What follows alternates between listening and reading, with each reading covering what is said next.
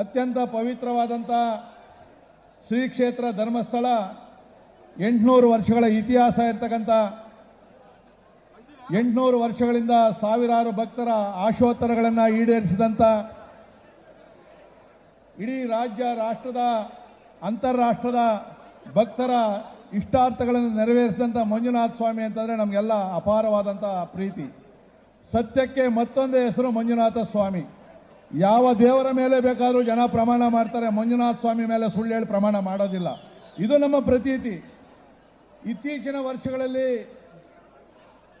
ಕುಮಾರಿ ಸೌಜನ್ಯಳ ಕೊಲೆಯ case ತನಿಖೆ ಆಗ್ತಾ ಇತ್ತು. ನಮ್ದು ಯಾರ್ದು ವಿರೋಧ ಇಲ್ಲ, ನಾವೆಲ್ಲ ಸ್ವಾಗತವನ್ನು ಮಾಡಿದ್ವಿ. ಆದರೆ ಇದರ ನೆಪದಲ್ಲಿ ಒಂದು ದುಷ್ಟಕೂಟ ಶುರುವಾಯಿತು. ಹಿಂದೆ ಪುರಾಣದಲ್ಲಿ ಕೂಡ ನಾವು ನೋಡಿದ್ದೀವಿ. ಸಾಧು ಸಂತರು ಯಜ್ಞ ಯಾಗಾದಿಗಳನ್ನು ಮಾಡಿದಾಗ ಅನೇಕ ರಾಜ ಮಹಾರಾಜರು ಅದ್ಭುತವಾಗಿ ದೇಶ ರಾಜ್ಯವನ್ನು ನಡೆಸಿದಾಗ ರಾಕ್ಷಸರು ಬಂದು ಯಜ್ಞಗಳನ್ನು ಕೆಡಿಸ್ತಾ ಇದ್ರಂತೆ. ದೇವರಿಗೂ ಕೂಡ ತಪ್ಪಿದ್ದಲ್ಲ ಈ ಕಷ್ಟ. ಇವತ್ತು ಶ್ರೀ ಕ್ಷೇತ್ರ ಧರ್ಮಸ್ಥಳಕ್ಕೆ ಕೆಲವು ದುಷ್ಟರ ಕಣ್ಣು ಬಿದ್ದು ಈ ಕ್ಷೇತ್ರದ ಹೆಸರನ್ನು ಕೆಡಿಸ್ತಕ್ಕಂಥ ಹುನ್ನಾರ ನಡಿಬೇಕಾದ ಸಂದರ್ಭದಲ್ಲಿ ನಾವು ಅಸೆಂಬ್ಲಿ ನಡೀತಕ್ಕಂಥ ಸಂದರ್ಭದಲ್ಲಿ ಅಸೆಂಬ್ಲಿಯಲ್ಲಿ ಅದನ್ನ ಪ್ರಸ್ತಾವನೆಯನ್ನ ಬಹುತೇಕ ನಮ್ಮ ವೇದಿಕೆ ಮೇಲೆ ಇರ್ತಕ್ಕಂಥ ಎಲ್ಲ ನಮ್ಮ ವಿರೋಧ ಪಕ್ಷದ ನಾಯಕರುಗಳಿಂದ ಹಿಡಿದು ಸುನೀಲ್ ಅವರಿಂದ ಹಿಡಿದು ಎಲ್ಲರೂ ಕೂಡ ಪ್ರಸ್ತಾವನೆಯನ್ನು ಮಾಡಿದ್ವಿ. ವಿಧಾನ ಪರಿಷತ್ತಲ್ಲೂ ಕೂಡ ನಮ್ದು SIT ತನಿಖೆಗೆ ವಿರೋಧ ಇಲ್ಲ, ಸಂಪೂರ್ಣವಾದ ಸಹಕಾರ ಇದೆ. ಆದ್ರೆ SITಯನ್ನ ದಾರಿ ತಪ್ಪಿಸ್ತಕ್ಕಂಥ ಒಂದು ದುಷ್ಟಕೂಟ ಏನಿತ್ತು ಅವರಿಗೆ ಮಂಜುನಾಥ ಸ್ವಾಮಿ ಶಿಕ್ಷೆಯನ್ನು ಕೊಡಬೇಕು ಅಂತ ಹೇಳಿ ನಾವೆಲ್ಲ ಪ್ರಾರ್ಥನೆಯನ್ನು ಮಾಡಿದ್ವಿ. 16ನೇ ತಾರೀಕು ಯಲಹಂಕ ಕ್ಷೇತ್ರದಿಂದ 400ಕ್ಕೂ ಹೆಚ್ಚು ವೆಹಿಕಲ್ ಅಲ್ಲಿ ಬಂದು ನಾವು ಪ್ರಾರಂಭವನ್ನು ಮಾಡಿದ್ವಿ. ಪ್ರತಿ ಕ್ಷೇತ್ರದಲ್ಲೂ ಪ್ರಾರಂಭ ಆಯಿತು.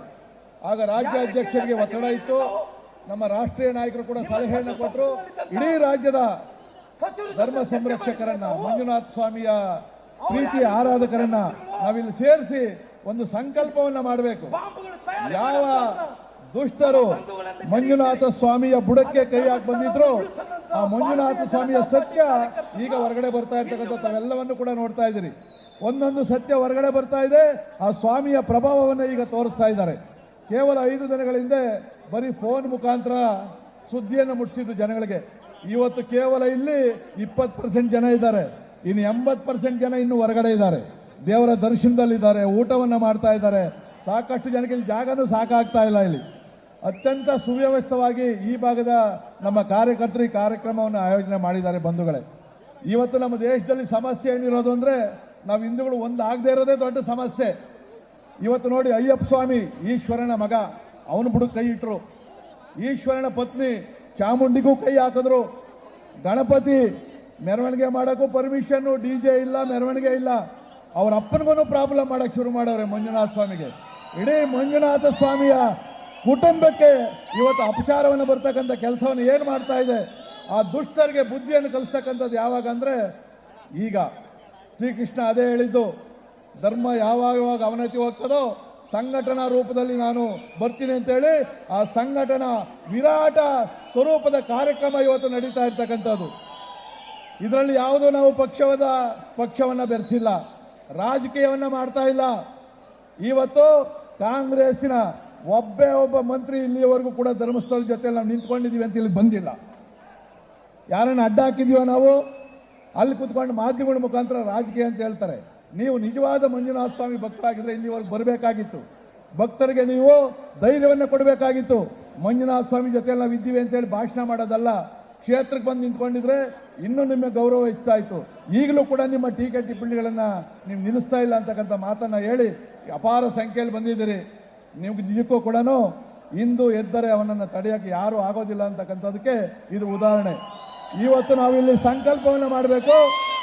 ಕೇವಲ ಧರ್ಮಸ್ಥಳ ಅಲ್ಲ, ನಮ್ಮ ರಾಜ್ಯದ ಯಾವುದೇ ಮಠ ಮಂದಿರಗಳ ಮೇಲೆ, ದೇವಸ್ಥಾನಗಳ ಮೇಲೆ, ನಮ್ಮ ಆಚಾರ ವಿಚಾರಗಳ ಮೇಲೆ ಅನಾವಶ್ಯಕವಾಗಿ ಆಧಾರರಹಿತವಾಗಿ ಯಾರಾದರೂ ಕೂಡ ಈ ಥರ ಹುನ್ನಾರವನ್ನು ಮಾಡಿದ್ರೆ ಅವರನ್ನು ಸರ್ವನಾಶ ಮಾಡ್ತಕ್ಕಂಥ ಶಕ್ತಿ ಹಿಂದೂ ಸಮಾಜಕ್ಕಿದೆ ಅಂತಕ್ಕಂಥ ಸಂಕಲ್ಪವನ್ನು ನಾವೆಲ್ಲ ಕೂಡ ಮಾಡಬೇಕು ಅಂತಕ್ಕಂಥ ಮಾತನ್ನು ಹೇಳಿ ನನ್ನನ್ನು ಸಂಚಾಲಕನಲ್ಲಿ ಮಾಡ್ತಕ್ಕಂಥ ಒಂದು ದೊಡ್ಡ ಅದೃಷ್ಟಶಾಲಿ ನಾನು. ಆ ಸ್ವಾಮಿಯ ಸೇವೆ ನನಗೇನು ಕೂಡ ಆ ಸ್ವಾಮಿ ಸೇವೆ ಮಾಡ್ತಕ್ಕಂಥ ಸಂಕಲ್ಪ ನನಗೆ ಸಿಕ್ಕಿರ್ತಕ್ಕಂಥದ್ದು ನನ್ನ ಸೌಭಾಗ್ಯ ಅಂತಕ್ಕಂಥ ಮಾತನ್ನು ಹೇಳಿ ತಮ್ಮೆಲ್ಲರಿಗೂ ಹೊಂದಿಸಿ ನಾನು ಮಾತನ್ನು ಮುಗಿಸ್ತೀನಿ. ಜೈ ಹಿಂದ್.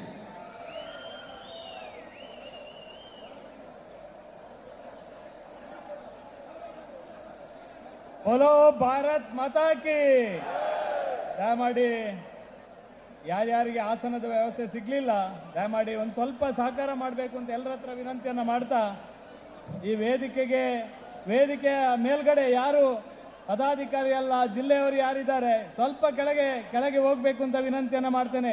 ಹಿತೇಶ್